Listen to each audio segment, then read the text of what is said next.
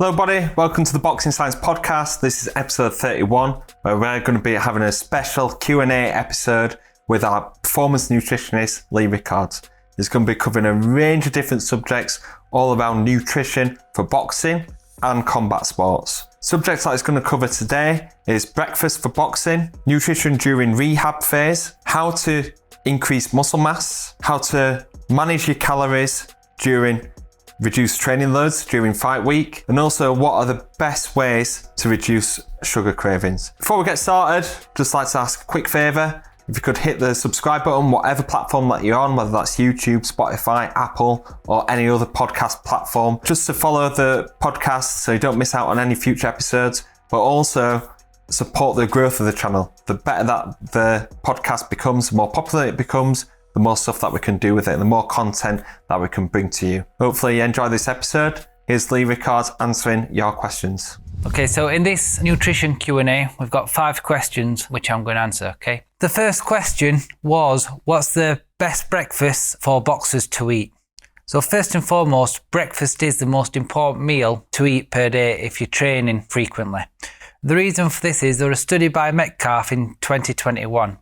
And what they did is they had a look at breakfast and then a lunch, or just having no breakfast but having the same amount of calories in a lunch as having breakfast and lunch together. What they found were that performance in the evening, so they did a 20-kilometre rowing performance, was worse in the group who had no breakfast compared to the group who had breakfast earlier. And this is probably just down to the absorption of actually it being in the muscles ready to be used for later in the day. Also, there's some studies out in intermittent fasting. So by James Betts and colleagues in 2014, what they found was that having a 700 calorie breakfast before 11 a.m. compared to not having it at all, so almost doing intermittent fasting by skipping breakfast, what they found is the group who skipped breakfast had lower physical activity levels later in the day. So basically that breakfast was affecting their amount of movement and energy for later on. So if you're an athlete, we need to perform at a high intensity, especially in boxing. So skipping breakfast or not having it is probably going to cause you to not work at a higher intensity. Also, it's probably going to make that exercise later in the day much more difficult. So this is certainly something we want to avoid. So in terms of types of breakfast, what we want to do is probably change these depending on the intensities of your training sessions you're doing. So if it's a high intensity training day, we want in high carbohydrates. So there it could be a bowl of porridge with some fruit. It could be a bowl of Greek yogurt with maybe some low sugar muesli. It could also be a couple of slices of whole grain toast with kind of 2 scrambled eggs. It could also be some kind of homemade kind of pancakes done with some oats and kind of banana, and then put a bit of Greek yogurt on top. If it's a lower intensity training day, we probably don't need as much energy or carbohydrates. So therefore what we could do is maybe have a couple of scrambled eggs with a bit of smoked salmon. We could maybe get a bit of turkey bacon and some sliced avocado and just put that on 1 slice of whole grain toast. If it's a rest day, or maybe we're wanting to just improve a bit of fat oxidation if we're going for a really light run, then maybe we don't need any carbohydrates at all. So maybe what we could do there is we could basically have just maybe like a cheese vegetable omelette. Or it may sound quite unusual, is you could almost just have some grilled steak with a bit of like salad and vegetables. Basically what we're trying to do here is we're just trying to increase protein to stop some lean muscle mass loss, but have a low carbohydrate intake, just help some fat oxidation. Now you may say, thinking why maybe a bit of steak at breakfast? There is some research to say that actually doing some exercise and then having some red meat later in the day can actually stop absorption, and that's just due to something which is released after exercise called hepcidin, and what that does, it can block iron absorption. So basically, if you're having iron earlier in the day, sometimes that can actually improve the absorption of it. And that's going to lead to sometimes a greater aerobic performance to make sure we're not iron deficient. So question number 2 was nutrition to help recovery from bone injuries. What I'm going to talk about is kind of nutrition around injury rehabilitation. Then I'm going to expand on actual bone health.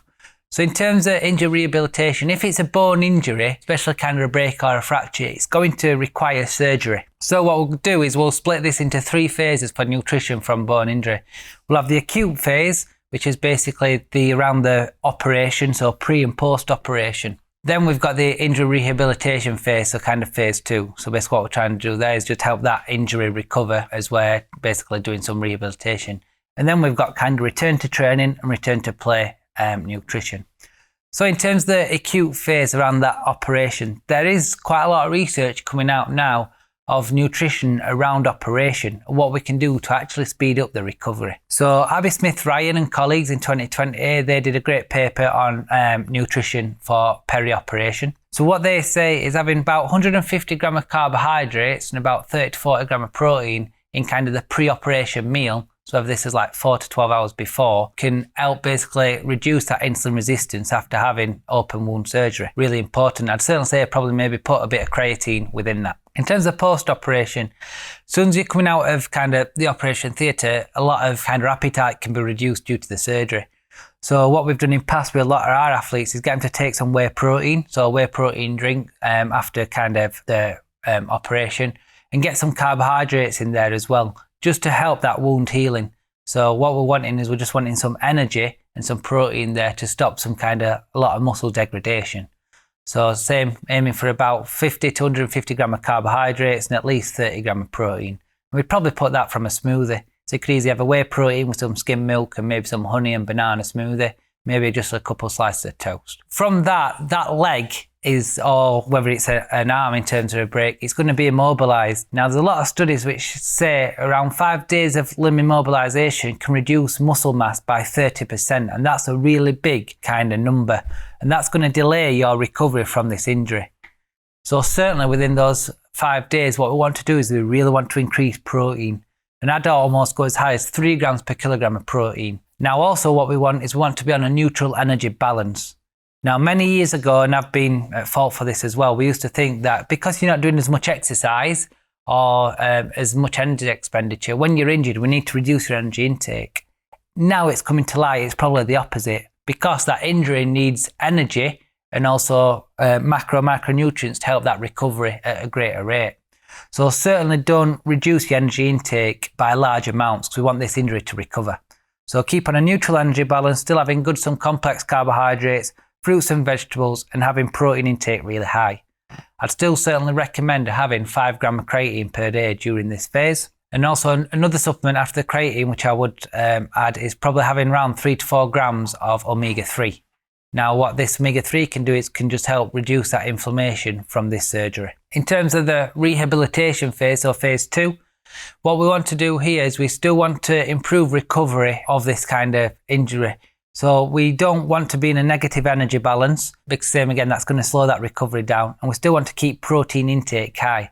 So it's very similar to that acute phase where we're wanting to just get a lot of nutrients and a lot of energy to this kind of area.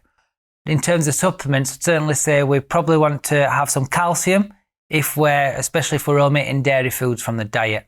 We'd certainly want to have vitamin D. So having around 2,000 to 4,000 IU vitamin D.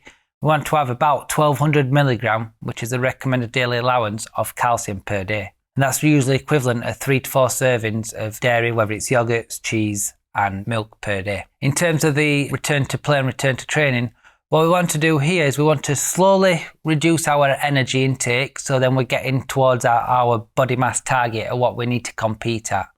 But we want to do this over a longer period of time. What many people do is they will cut energy intake almost drastically then when they're ready to train. And because they're going to be on a really large energy deficit at that moment in time, there's a high probability of injury reoccurrence within that bone, especially if it's not fully healed. So certainly gradually come down, keeping protein intake high and probably reducing carbohydrates and some fats slightly. We're probably aiming for maybe say 20 to 30% energy deficit per day. In terms of foods, because that's just kind of what we eat rather than grams per kilogram. So to put into context in terms of foods, what we need to eat. So having foods which are high in dairy, so milk and yogurt's really important. So having that at breakfast, you can have some overnight oats, you can just have some whole grain cereal with some milk and fruit. That's going to be really important. Also having some low fat cheese, so whether we want kind of 2 or 3 egg omelette, same again with some cheese and vegetables in terms for breakfast foods. We also want some kind of protein and phosphorus in there, because that's same again, that's really important to work with that calcium and vitamin D and magnesium for bone health. So having kind of a fist size or 20 to 30 gram portion of chicken breast with some whole grain carbohydrates, whether it's brown rice, you can even have some kind of wholemeal noodles or brown pasta, and having a good portion of 2 portions of fresh vegetables. A lot of green leafy vegetables are really important at this phase, and the reason for that is because they're high in vitamin K, and also really high in kind of B vitamins, and this is important for kind of nerve function. So when you have open wound surgery, you can get a lot of pain even after the surgery. So really what we're trying to do there is just to improve that kind of nerve formation. So that they're kind of certain kind of meals what we want to really aim for in the day. So really keeping protein intake high, plenty of different fruit and vegetables, especially green leafy and almost green vegetables, just to make sure we're getting enough calcium and vitamin K. Finally, what I would add is having kind of certain fruits which are really high in anthocyanins. By that I mean is kind of like dark purple and blue coloured berries. So kind of blueberries, blackberries, even strawberries, raspberries, even some beetroot as well as high in anthocyanins as well, dietary nitrates. What this can do is it can help improve oxygen delivery. Now this oxygen delivery and nutrients is going to improve that blood flow to an area which usually gets quite little blood flow to it to deliver nutrients to help it recover. So there's certain kind of foods and meals I would recommend for people to have whilst they are injured. So question number 3 was, I'm constantly in a calorie surplus, but I'm struggling to put on any weight. What can I do? Our bodies are really clever and adaptive. When we lose weight, what happens is because our body's kind of a survival mechanism and it puts certain actions in what it doesn't like doing. So when we're losing weight, basically what our body will do is it'll make ourselves go colder because in terms of thermal regulation, it'll decrease the amount we want to move. So a lot of people who fidget a lot when they're dieting, that fidgeting kind of NEAT expenditure stops just because it's a survival mechanism to actually wanting your body because it's having less energy to move less. Conversely, when we are putting on weight and trying to gain mass, the body does certain things where it gets warmer. So if you've heard of the meat sweat, so as you're increasing that food intake, what happens is you're usually quite hot a lot. Also, you'll start moving more because you've got more energy and your body's wanting to burn this. So in terms of the calorie surplus, people are quite surprised at actually how many calories and foods they've got to eat to actually gain weight. In terms of calorie surplus, what we kind of see quite often is actually sometimes you might be better off decreasing energy expenditure. So what a lot of people do is they'll try to be putting on weight, but they might be still doing 2, 3, 4 kind of cardiovascular sessions a week, as well as doing the weight training. Let's try and have one goal here. If we're trying to put on muscle mass and be in calorie surplus, let's try and decrease that energy expenditure a bit from those cardiovascular sessions, because that's going to help us gain mass at a quicker rate. We want to increase the amount of calories we're eating. So if we're looking at energy density, fat's a really energy dense source. So increasing some healthy fats in your foods is going to help increase that amount of calories we need to have. So adding some nut oils, whether it's macadamia nut or kind of even some sesame oil to our meals, looking at maybe increasing some avocados and maybe some crushed nuts to some vegetable dishes. This is just an easy way to get a bit more calories and healthy fats into our diet to help us be in even a greater calorie surplus to make sure we can put on weight. We still want to increase, kind of have a high protein intake here, probably around 2.5 to 3 grams per kilogram. Now this is kind of a high intake than maybe what most people may think we need, but there is quite a lot of research coming. Actually, there's little negative side effects for actually having too much protein, other than maybe increasing kind of satiety. Now, a study by Antonio in 2004, they found that a high protein group, which had up to 4 grams per kilogram, compared to just a normal protein group, what happened to theirs is they actually had more muscle mass, but had a lot less fat mass. So as we're in that calorie surplus, what that higher protein intake might help us to do is we're going to put more lean body mass on compared to fat mass. And that's really important what we're trying to do when we're trying to increase some muscle mass. We still want to have a high carbohydrate intake. This fuels the sessions for where we need to lift more weight or run quicker. So in terms of increasing carbohydrates in the diet, same, having a big carbohydrate meal can actually be quite daunting, especially when you're sick of eating to be in a calorie surplus. So there's certain things we can do here. Reduce fibre. So in terms of kind of your whole grain carbohydrates, even though those are really good for health and gut health, we don't really need to increase any more than going over this 25 to 30 gram fibre daily allowance. If we just keep having whole grain carbohydrates when we're trying to increase weight, that fibre intake is probably going to go to 45, 50 gram, and it's going to basically make us feel quite bloated and sick. So having some kind of just easy to digest, quick release carbohydrates, so looking at white rice, a lot of kind of the bodybuilder community are on this kind of ground rice hype or rice pudding, just because it's easy to get that amount of energy into our bodies without feeling full and still digesting quite well. I'd certainly say recommending some like jams and honeys to your foods. So getting a couple of tablespoons on these, whether it's your porridges in the morning or some of your yogurts, with maybe some like granola cereal. What a good thing would be to do is maybe to incorporate some fresh fruit juices. So looking at some not from concentrate juices such as your Tropicanas, whether it's some apple, pineapple or orange juices, even maybe some naked kind of fruit smoothies in there or instant fruit smoothies. Now I wouldn't recommend these to kind of the boxers who are trying to lose weight, certainly, because it's not going to make you feel full.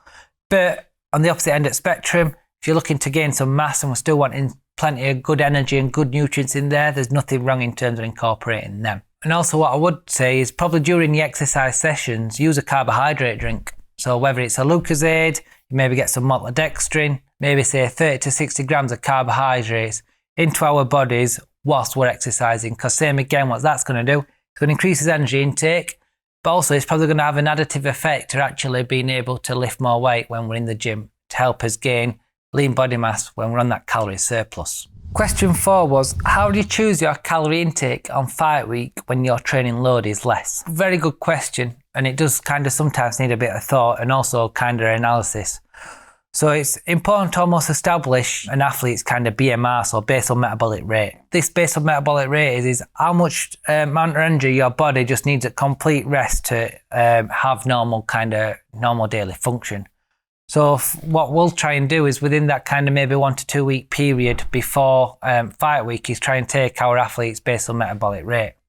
So for example, if we've got kind of light middleweight boxer whose basal metabolic rate is 1900 calories, then what we'll do on fight week is we'll aim for around 1900 calories depending on kind of what training they're doing. If they're doing absolutely nothing, so a lot of athletes will just maybe travel to the destination a couple of days before and do no exercise, we'll keep them on that. If they're doing kind of light exercise, we might times that number by 1.2. So maybe they might be having kind of 2,100 to maybe 2,200 calories. So almost 10 to 20% above your basal metabolic rate. Even if we went much greater than that, say maybe 500 calories, it's highly unlikely that you're going to gain any body fat from that, because we know that you need to be in a calorie surplus or over 3,600 calories to gain 1 pound of body fat. So what we want to do in these acute strategies, make sure we're probably on a low carbohydrate diet, because those carbohydrates are going to retain water. So if we have kind of 100 or 200 grams more of carbohydrates per day than compared to when we're training, what's that going to do? It's probably going to increase our weight by 0.5 kilograms. Whereas if we just had that in terms of protein and fat, for example, if we just maybe had some smashed avocado with scrambled eggs at breakfast, or kind of high calorie meal to get to that basal metabolic rate, we're not really going to gain any weight from that because we're on low carbohydrate diet, and also we're not going to be in a much higher calorie surplus. So that's kind of what we'd do on fight week. Certain kind of foods to get to that basal metabolic rate. We still want to kind of have a high protein intake to reduce lean muscle mass loss. So plenty of eggs, chicken, salmon, steak, etc. Even some full fat Greek yogurt. Then increase some fats in that diet. So even some dark chocolate. Could even have some avocados. Eggs and salmons are high in fat. Nut butters, even a bit of ice cream or a bit of cream. So what we're doing is we're trying to keep ourselves on calories quite high, which are kind of low residue, low fiber, low carbohydrates. So we're having still quite a high energy in that fight week, just maybe not from your carbohydrates and high fiber foods, which we are used to. Our last question, so question 5, was how to stop sugar cravings. Sugar can be quite highly addictive. So there was a study by Di Nicolatino in 2017. What they have found is in terms of the high reward kind of sensory mechanisms behind sugar, it's very similar to addictive kind of drugs like tobacco, even alcohol, even cocaine. If you have a kind of quite a bad diet in kind of a lot highly refined sugar, if we go completely opposite and cut it out, we're going to go cold turkey. Basically, what that's going to do is just going to increase your drive to have it, and it's going to make you go absolutely mental. So in terms of that, don't cut it out completely straight away. It's going to make you feel horrendous. So what we would say there is we probably want kind of small amounts compared to having large amounts. We would probably want to still have kind of maybe a few pieces of chocolate or something like that a day, just a lot less calories and less energy than you've been used to before. So what we're doing is we're going from that high sugar intake, and over time we're decreasing it rather than just stopping it completely. Then what we can do is we can kind of do some kind of what I like to call sugar hacks or craving hacks. So what we're going to do here is we're going to try and change our kind of taste perception of sugar, still try and get a sweet reward from certain foods which are healthier and lower calorie. So certain things what we can do is If you're having maybe a lot of sugar from fruit juices or even a lot of junk food kind of Cokes and stuff like that, maybe have a Diet Coke drink.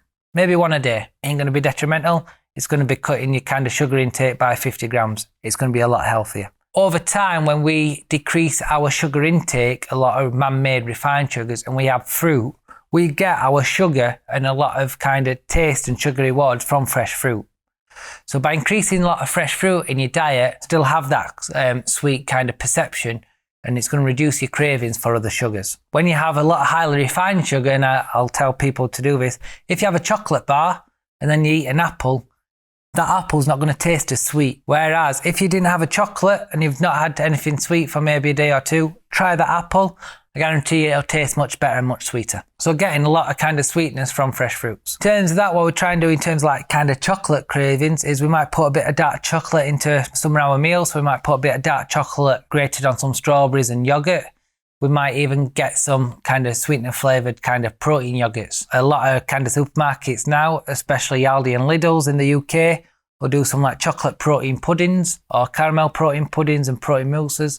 These are a great kind of healthier swap alternative in terms of getting kind of that sweetness, that chocolatey taste perception, but still getting good high protein and high calcium intake for a lot less calories. What we'd also do is we can make some kind of homemade protein pudding. So maybe add a scoop of, or half a scoop of kind of chocolate whey protein, add that to a bit of yogurt, mix it up, maybe put a few kind of nuts or berries on top of that just to get that sweet craving and just to make sure that we are feeling kind of satiated and having a bit of sweetness. Also, a couple other things kind of non-nutrition wise, what we can do to stop these sugar cravings is one, make sure we're getting adequate sleep. So if we're getting adequate sleep, 7 to 8 hours of sleep per night, what's this been shown? It's been shown to reduce the appetite hormone, the ghrelin, which makes us feel hungrier. But also, if we're lacking sleep, what's going to happen is we're going to basically crave some foods which gives us a quick release of energy. And these high fat, high sugar kind of products, such as chocolate, gives us that. And then what happens, it comes as a vicious cycle because you're craving the sweet stuff to give us an energy rise, but then we get an energy crash after it. And then what do? You go back to kind of that. So really make sure you're getting adequate sleep. Another one is reduce stress levels. So as we're getting a lot high stressful, what happens is sometimes appetite can reduce. We're kind of running on empty and then we just want some kind of quick, high energy sugar fixes to ingest. Almost take time for yourself to reduce that stress. See if we can have some coping mechanisms to reduce stress. Whether it's to go to gym more, whether it's to read a book, just to make more time for yourself to make sure that we're not getting into a high stressful, low sleep environment, which you're just going to increase your cravings for sugar and kind of junk food for that high energy. The last thing is everybody has a sweet tooth. It's just about learning to kind of curb it with the right foods and with the right diet and also the right lifestyle. Once you do that and you get into a cycle of doing that, I guarantee you that your cravings for sugar will almost be completely gone just by having much healthier foods. Okay guys, so that's the end of the episode. Big thanks and big shout out to Lee Rickards for his fantastic information about nutrition for boxing. Range of different subjects there, but if you want to learn more from Lee, go and visit his Instagram page, boxingscience_nutrition. And on this page he shares healthy recipes, sports science research for nutrition in boxing, and a load of different tips for you to get the most out of your nutrition. And also if you're wanting to get in touch with Lee for like a bespoke one-to-one nutrition plan, just send him a direct message and he can send you to the relevant sources. So like I said at the start, if you're not subscribed yet, hit the subscribe button. If you want to give us a review, give us a like or give us hopefully a 5-star review and let us know what you think of the podcast and some future topics or questions that you may have, or just let us know how we're getting on. Okay guys, thank you very much. Hopefully see you on the next episode of Boxing Science Podcast.